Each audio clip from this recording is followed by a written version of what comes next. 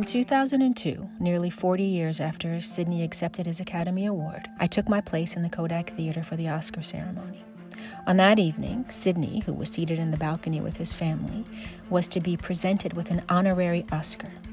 I thought that would be the highlight of the evening. I'd been nominated for my role in Monsters Ball, but I truly did not believe I would win. My family seemed to feel the same.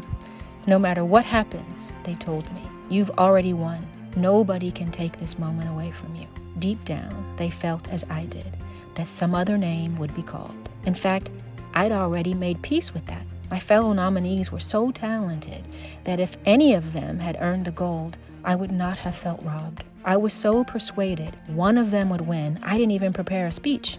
When Russell Crowe, red envelope in hand, uttered the phrase, and the Oscar goes to Halle Berry, Monsters Ball, I sat frozen. My body stuck in that seat, my spirit floating somewhere above me.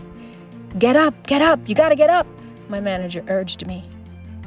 I didn't even remember walking up to the stage, nor do I recall the rapturous applause. My first memory is seeing Denzel Washington stand up. My next memory is hearing Russell say in my ear, breathe, mate, breathe.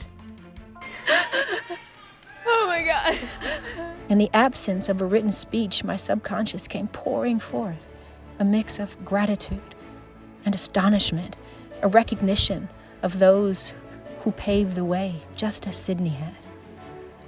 As I concluded my rambling speech, I looked up and I saw dear Sidney, high in the balcony, seemingly with a halo surrounding him, looking over me as a proud father would.